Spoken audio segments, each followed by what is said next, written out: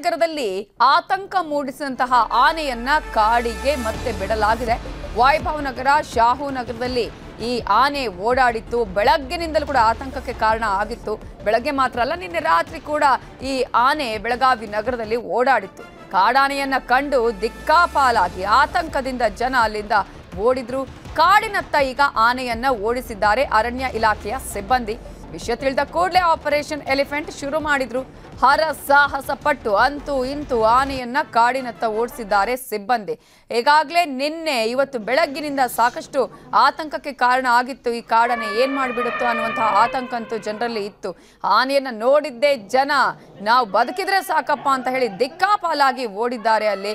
ಆ ನಂತರ ಅಲ್ಲಿ ಪೊಲೀಸರಿಗೆ ಕೂಡ ಮಾಹಿತಿಯನ್ನ ನೀಡಲಾಯಿತು. ಇಮಿಡಿಯೇಟ್ ಆಗಿ ಅವರು ಬಂದಿದ್ದಾರೆ. ಆನಂತರ ಹರಸಾಹಸ ಪಟ್ಟು ಅರಣ್ಯ ಇಲಾಖೆಯ ಅಧಿಕಾರಿಗಳು ಕೂಡ ಕಾಡಿನತ್ತ ಆನೆಯನ್ನ ಓಡಿಸುವಲ್ಲಿ ಸಕ್ಸಸ್ ಆಗಿದ್ದಾರೆ. ಈಗ ಕಾಡಿನತ್ತ ಮರಳಿದೆ ಆನೆ. ಈಗಾಗಲೇ ಟ್ರ್ಯಾಕ್ ಅನ್ನ ಈಗ ಕೂಡ ಹಾಕಲಾಗಿದೆ. ಆನೆ ಎಲ್ಲಿದೆ, ಏನು ಮತ್ತೆ ಎಲ್ಲಿ ಹೋಗ್ತಾ ಇರುತ್ತೆ ಅನ್ನೋದನ್ನ ಕಂಡುಹಿಡಿಯೋದಕ್ಕೆ ಈಗಾಗಲೇ ಟ್ರ್ಯಾಕ್ ಅನ್ನು ಕೂಡ ಹಾಕಲಾಗಿದೆ. ಬಟ್ ಜನರಿಗಂತೂ ಆತಂಕ ಇರುತ್ತೆ. ಒಂದ್ಸಲ ಬಂದ್ರೆ ಸಾಕು ಮತ್ತೆ ಮತ್ತೆ ಅದೇ ಒಂದು ವಾಸನೆಯನ್ನ ಹಿಡ್ಕೊಂಡು ಆ ಒಂದು ಪ್ರದೇಶದಲ್ಲಿ ಏನಾದರೂ ಆಹಾರ ಸಿಗುತ್ತಾ ಅಂತ ಹುಡುಕಿಕೊಂಡು ಬರುತ್ತೆ, ಅಲ್ಲೇ ಇರುತ್ತೆ ಅನ್ನುವಂಥ ಅಂದಾಜಿನ ಮೇಲೆ ಬರುವಂತಹ ಚಾನ್ಸಸ್ ಕೂಡ ಇರುತ್ತೆ. ಈ ಹಿನ್ನೆಲೆಯಲ್ಲಿ ಈಗಾಗಲೇ ಅಲ್ಲಿ ಆನೆಯನ್ನ ಮತ್ತೆ ಕಾಡಿನತ್ತ ಓಡಿಸುವಲ್ಲಿ ಸಕ್ಸಸ್ ಆಗಿದೆ ಅರಣ್ಯ ಇಲಾಖೆಯ ಸಿಬ್ಬಂದಿ.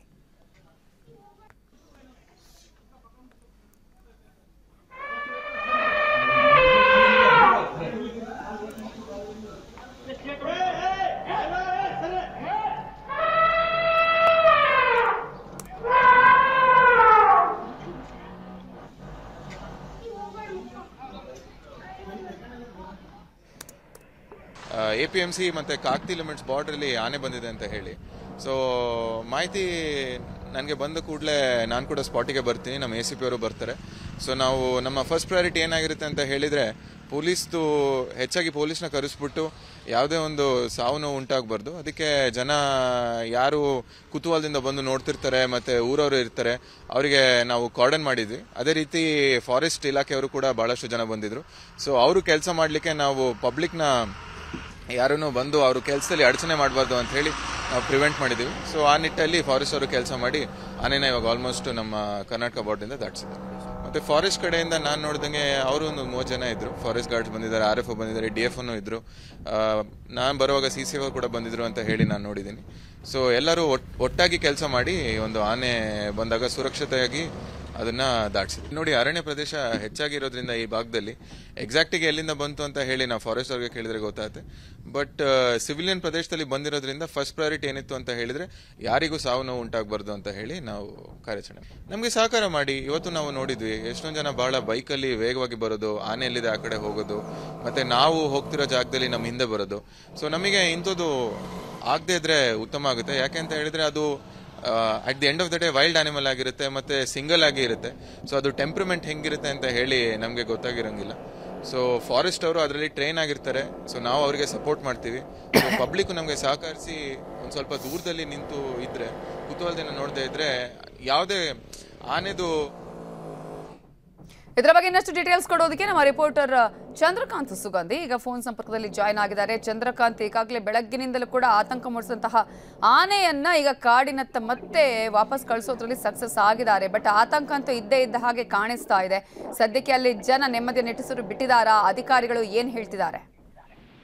ನೈಟಾಜನೆ ಇವತ್ತು ಬೆಳಗ್ಗೆಯಿಂದಲೂ ಕೂಡ ಬೆಳಗಾವಿಯಲ್ಲಿ ಆನೆ ಒಂದು ಬಂದಿದ್ರಿಂದ ಸಾಕಷ್ಟು ಭಯಭೀತ ವಾತಾವರಣ ಸೃಷ್ಟಿಯಾಗಿತ್ತು. ನಾನೀಗ ಕಂಗ್ರಾಳಿ ಹೊರಳಿದ್ದೇನೆ. ನೋಡ್ಬೋದು, ಇಲ್ಲಿ ಸಾಕಷ್ಟು ಜಮೀನಿನಲ್ಲಿ ಇನ್ನೂ ಕೃಷಿ ಕೆಲಸಗಳು ನಡೀತವೆ. ಮತ್ತೊಂದು ಕಡೆ ಏನಂತಂದ್ರೆ ಈ ಭಾಗದಿಂದ ಬಂದಂತ ಆನೆ ನಗರವನ್ನ ಪ್ರವೇಶ ಮಾಡಿತ್ತು. ನಗರದಲ್ಲಿ ಸುಮಾರು ವೈಭವ ನಗರ ಮತ್ತು ಏನು ಶಾಹು ನಗರ ಸೇರಿದಂತೆ ಕಂಗ್ರಾಳಿ ಹೊರವಲಯದಲ್ಲಿ ಓಡಾಡಿತ್ತು. ಹೀಗಾಗಿ ಜನ ಸಾಕಷ್ಟು ಸಂಖ್ಯೆಯಲ್ಲಿ ಅದನ್ನ ನೋಡಕ್ಕೆ ಬಂದಿದ್ರು. ಹೀಗಾಗಿ ಏನು ಆತಂಕ ಸೃಷ್ಟಿಯಾಗಿರ್ತಕ್ಕಂಥದ್ದು. ಮತ್ತೊಂದು ಕಡೆ ಈಗ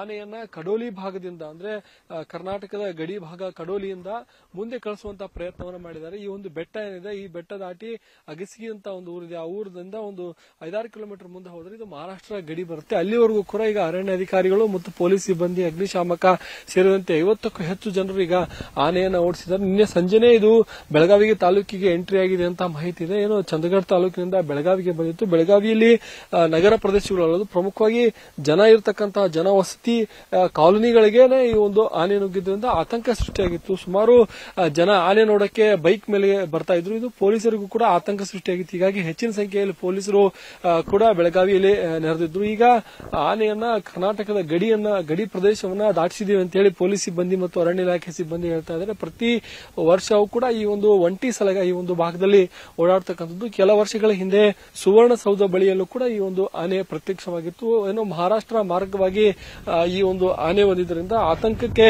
ಕಾರಣವಾಗಿತ್ತು. ಒಂಟಿ ಸಲಗ ಆಗಿದ್ರಿಂದ ಯಾರಿಗೂ ಕೂಡ ಹಾನಿ ಮಾಡಬಾರದು ಅನ್ನೋ ನಿಟ್ಟಿನಲ್ಲಿ ಪೊಲೀಸರು ಮತ್ತು ಅರಣ್ಯ ಇಲಾಖೆ ಸಿಬ್ಬಂದಿ ಜಾಗೃತಿಯನ್ನು ವಹಿಸಿದ್ರು. ಸದ್ಯ ಆನೆಯನ್ನ ಕರ್ನಾಟಕದ ಗಡಿಯನ್ನ ದಾಟಿಸಿದೀವಿ ಅಂತ ಹೇಳಿ ಅರಣ್ಯ ಇಲಾಖೆ ಮತ್ತು ಪೊಲೀಸ್ ಇಲಾಖೆ ಸಿಬ್ಬಂದಿ ಹೇಳ್ತಾ ಇದ್ದಾರೆ. ಒಂದು ವೇಳೆ ಮತ್ತೆ ಕರ್ನಾಟಕಕ್ಕೆ ಬರೋ ಆತಂಕ ಹಿನ್ನೆಲೆಯಲ್ಲಿ ಪೊಲೀಸರು ಅರಣ್ಯ ಇಲಾಖೆ ಸಿಬ್ಬಂದಿ ಅದರ ಮೇಲೆ ಒಂದು ನಿಗಾವನ್ನು ವಹಿಸಿದ್ದಾರೆ. ಕರ್ನಾಟಕ ಮತ್ತು ಮಹಾರಾಷ್ಟ್ರ ಗಡಿ ಭಾಗದಲ್ಲಿ ಒಂದು ಅಧಿಕಾರಿಯನ್ನು ಕೂಡ ಸದ್ಯ ಬಿಟ್ಟಿರತಕ್ಕಂಥದ್ದು. ಆನೆಯ ಚಲನವಲನಗಳ ಮೇಲೆ ಈಗ ಅರಣ್ಯ ಇಲಾಖೆ ಸಿಬ್ಬಂದಿ ನಿಗಾ ವಹಿಸಿದ್ದಾರೆ. ಅದೃಷ್ಟವಶಾತ್ ಬೆಳಗಾವಿ ನಗರದಲ್ಲೇನೆ ಆನೆ ಬಂದಿದ್ರು ಕೂಡ ಯಾವುದೇ ರೀತಿ ಪ್ರಾಣಹಾನಿ ಸಂಭವಿಸಿಲ್ಲ. ಅನೇಕ ಯುವಕರು ಆನೆ ನೋಡಕ್ಕೆ ಅಂದ್ರೆ ಏನು ಇದು ಪಳಗಿದೆ ಆನೆ ಅನ್ನೋ ರೀತಿಯಲ್ಲಿ ಅದನ್ನ ನೋಡಕ್ಕೆ ಹಿಂದೆ ಬೆನ್ನತ್ತಿದ್ರು. ಅದನ್ನು ಅವರೆಲ್ಲರೂ ಕೂಡ ಚದುರಿಸುವಲ್ಲಿ ಬೆಳಗಾವಿ ಪೊಲೀಸರು ಯಶಸ್ವಿಯಾಗಿದ್ದಾರೆ. ಸದ್ಯ ಯಾವುದೇ ಅಪಾಯವನ್ನ ಈ ಒಂದು ಆನೆಯಿಂದ ಸಂಭವಿಸಿಲ್ಲ. ಏನು ಮಹಾರಾಷ್ಟ್ರದ ಗಡಿ ಭಾಗದಲ್ಲಿ ಅರಣ್ಯ ಇಲಾಖೆ ಅಧಿಕಾರಿಗಳು ಈಗ ನಿಗಾವನ್ನು ವಹಿಸಿದ್ದಾರೆ. ಈ ಆನೆಯ ಚಲನವಲನದ ಬಗ್ಗೆ ನವಿತಾ ಜೈನ್. ಕನ್ನಡಿಗರ ನೆಚ್ಚಿನ ನ್ಯೂಸ್ 18 ಕನ್ನಡ ಈಗ ವಾಟ್ಸ್ಆಪ್ನಲ್ಲೂ ಲಭ್ಯ. ಕರ್ನಾಟಕ ದೇಶ ವಿದೇಶಗಳ 360 ಡಿಗ್ರಿ ಸುದ್ದಿಯ ವಿವರಗಳನ್ನ ನಿಮ್ಮ ಕೈ ಬೆರಳುಗಳಲ್ಲೇ ಪಡಿಲಿಕ್ಕೆ ಈ QR ಕೋಡ್ ಅನ್ನ ಸ್ಕ್ಯಾನ್ ಮಾಡಿ ನಮ್ಮ ಚಾನಲ್ ಫಾಲೋ ಮಾಡಿ, ನೋಟಿಫಿಕೇಶನ್ ಆನ್ ಮಾಡಿ.